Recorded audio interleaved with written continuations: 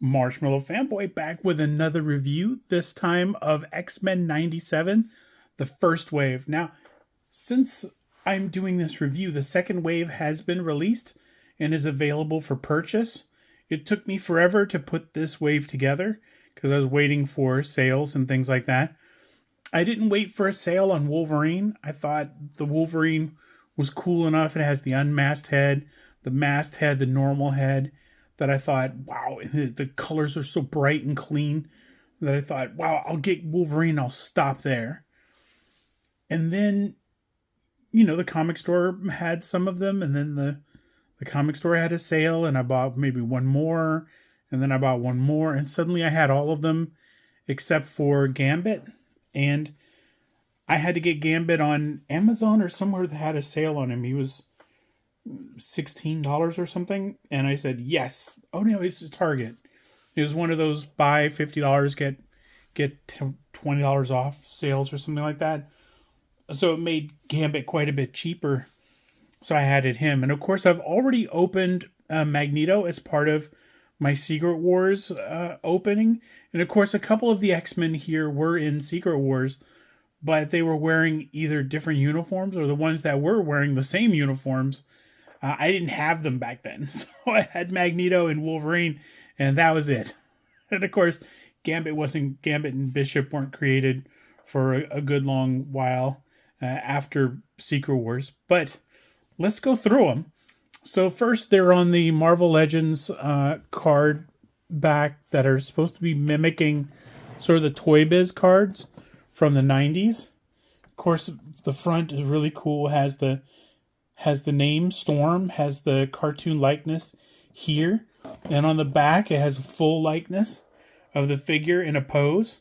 It's very cool, but it also has the sales package right there that goes, hey man, these are the characters that are in the wave. And I missed that from a lot of figure lines. Don't have that sort of call to action. You sort of look at the back and there's nothing on there and you go, well, I don't know what's in this wave.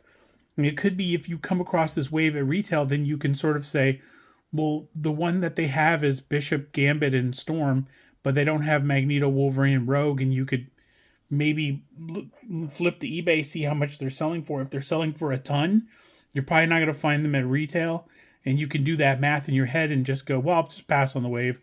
Then that's cool. That's how I make my decisions sometimes. When I used to have to go in the store and get these, is I would sort of look around and I would sort of make a judgment call on what was missing from the wave and how difficult it would be to run into that figure. Because, some of these figures in the wave are extremely popular. I imagine you're not finding Wolverine in many places. So that is Storm. And this is Wolverine, the reason that I sort of started it in the first place. And he has the regular head, it's looking down. The pronounced hair, which wasn't as severe in the cartoon, but it could be that severe in 97. He's got the mask with the flarings way off to the side, which is really cool. And of course the mask down option, which hangs from the back of the neck. Have to take his head off to do that, but very cool. He has fists without the claws deployed too, which is cool. So you can decide whether to display him with the claws out or not. Bishop is a giant chunk of figure. He's the heaviest figure in the wave, and he's sort of the most built figure.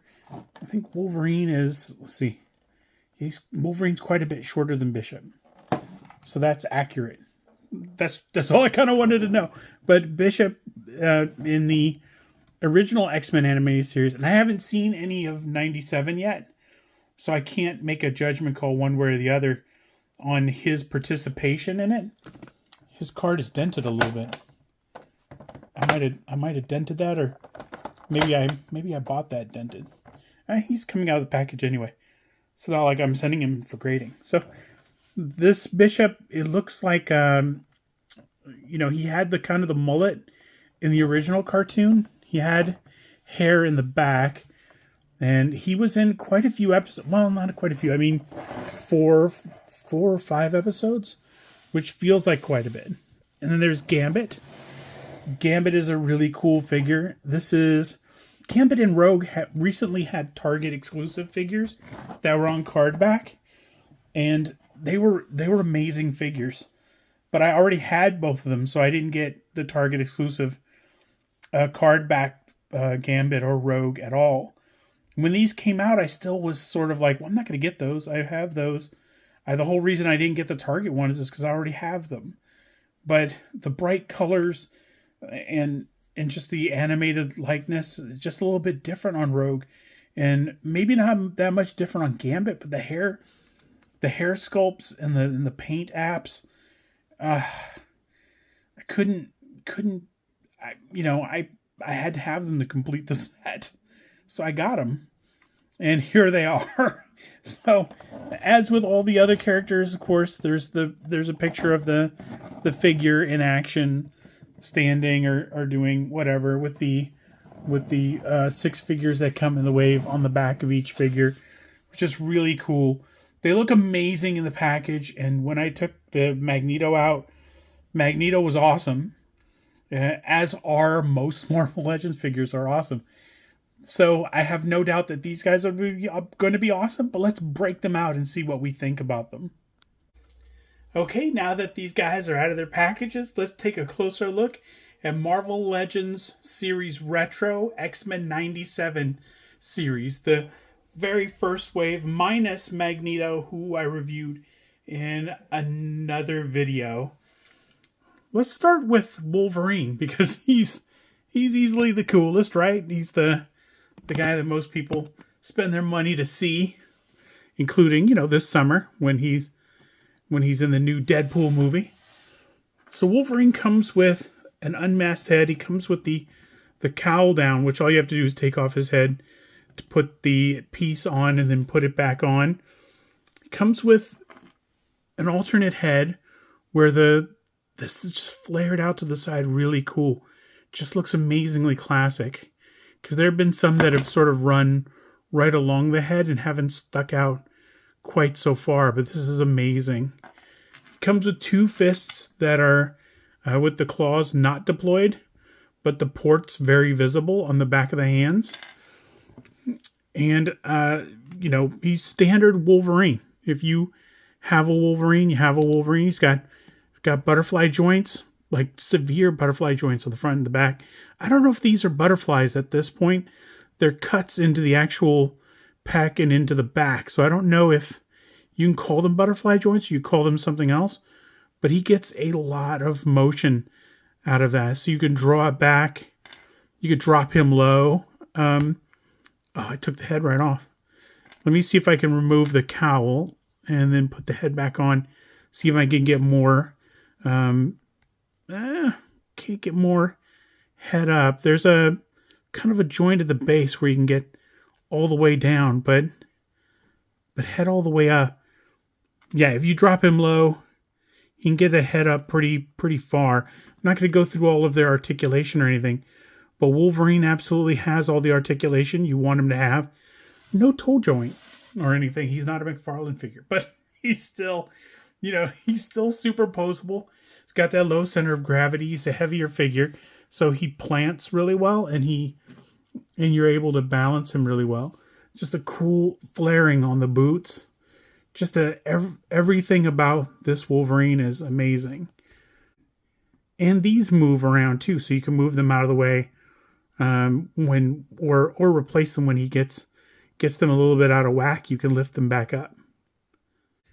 Time traveling Bishop comes with 2 trigger hands, one which he's got on right now, 1 fist, and he's got 1 more trigger hand here and 1 grip hand that has a large grip. I'm not sure what he'd be holding on to in this hand. Maybe a large weapon. Cable comes with big guns, so maybe Bishop can wield those large weapons. It wouldn't look odd on Bishop.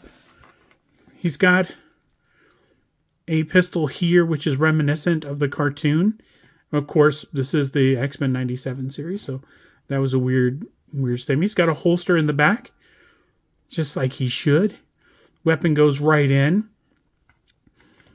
The deco is amazing. He doesn't have the kind of the logos on the side like he does in the comics, but this is the animated version, so it's simplified so that the animators don't have to redraw real small details every 5 seconds. Of course, he's got the haircut on the back, so he's changed a little bit from the old days of I swear he had a mullet, but the yellow stripe that runs down is extremely, it's, what is it, not Jim Lee, it's Mark Silvestri or Will Spertasio. I think he was introduced by Will Spertasio.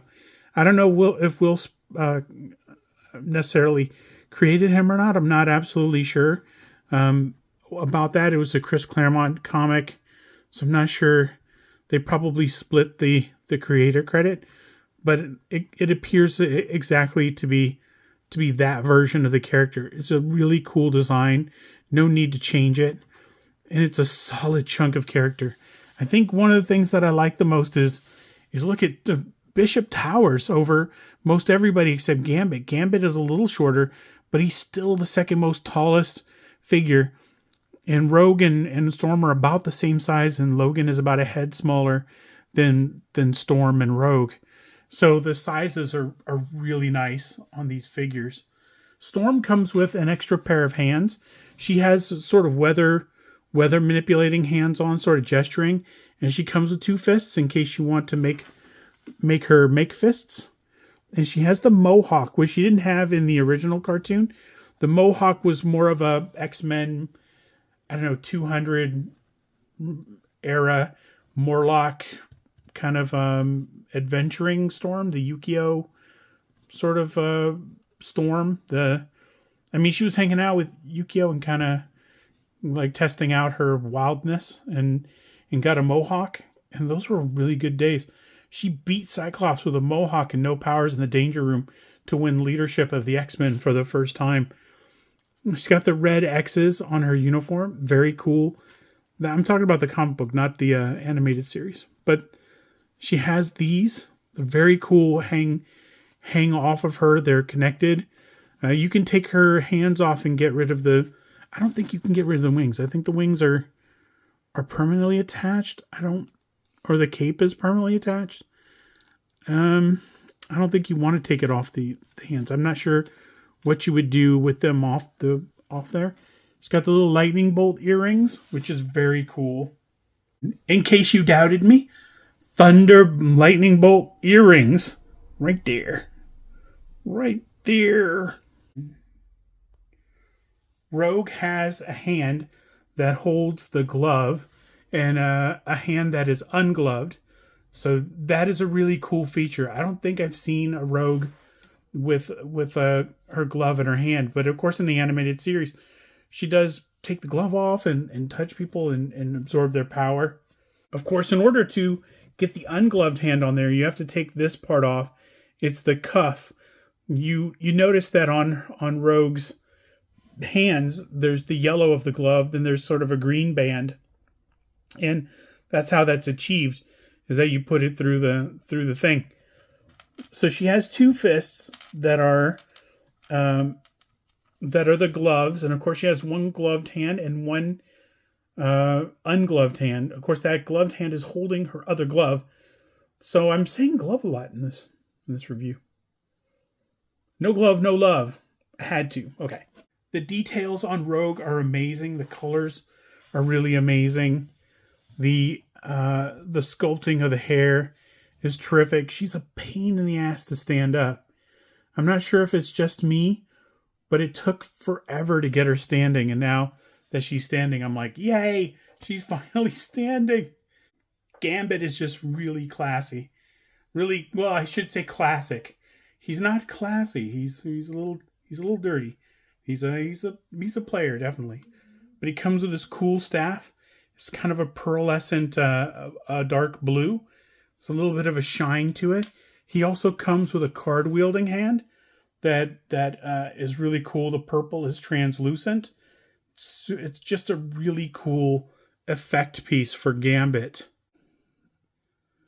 And however you choose to display him, it'll look really good with Gambit. He came with a card that was separate from his hand, but I'm happy to report that the card fits into his hand really well, and it seems to be really stable there. Just put it back, and then boom. I thought that was going to stay. I think I've worn out its welcome. Or I have to press harder? No?